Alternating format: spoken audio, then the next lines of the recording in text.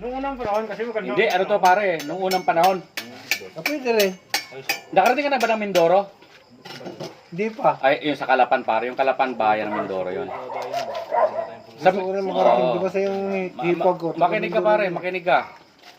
Sa Kalapan, sumakay ang mangyan sa jeep. Kailangan umalis? Wala. Oo. Ang problema pare, wala siyang pamasahe. Si Jeep. Oo. Makinig ka muna. Sige. Kaya sabi niya, mamang driver, pwede ba sabit? E di sabi ng driver, sumabit ka dyan. Puti pare, pagkaraan ng 2 oras, sabi ng mangyan, mamang driver, pwede bang ilapag ang paa? Puti sabit talaga pare. Nakasabit na kalambitin ganun. No? Napagod. Nagreklamo. Nag-request, pwede bang ilapag ang paa? E di pinalapag ang paa, pinaupo. Pinaupo na lang. Ang problema pare yung mangyan, hindi marunong magpara. Pero mo from Kalapan to Rojas, ang layo niyan pare, nasa 4 na oras yan. Hindi niya alam kung paano parahin ng jeep.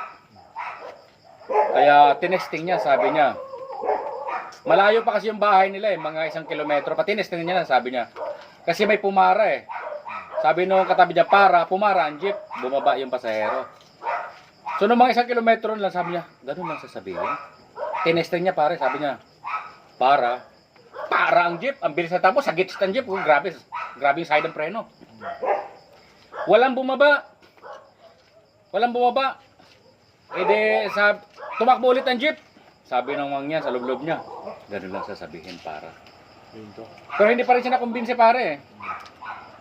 Noong mga 500 meters na lang, tinesting niya ulit. Yung salitang para niya, putik pa talagang handusay ang jeep sa preno sa lakas ng preno, pumara Hindi pa rin siya bumaba. Tinesting niya, naniguro na, sabi niya, sigurado na. Pag sinabing para pala, pumapara. Ang problema pare, nagalit yung jeep driver. Sabi niya, may pumara pa, bubugbugin ko na. Natakot ang mangyan ngayon. Natakot. Eh di, nung malapit na yung nakikita niya na yung bahay niya, hindi niya siya makapara. Natakot Natakot. Ano ginawa naman yan? Ang ginawa ng mangyan, sabi niya, hala. Yung bahay ko, ayun na, lagpas na.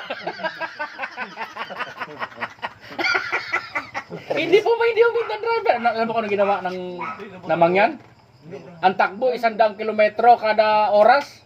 Lumundag ang mangyan pare. Lumundag. Hindi, ano? Lumundag. Ano? Paglundag pare, Lahat na huminto ang jeep. Huminto. Hindi mo na. Pag huminto. Tapos paghinto, bangon ng mangyan. Tinignan nyo. Sabi niya. Gas. Wala. Sabi niya, oy, nalaman sa inyo. Walang Mas ngano. matalino yung Bicolano. naman pa siya. Wasak pala pa. Mas matalino yung Bicolano. Dali lang pare. Dali lang.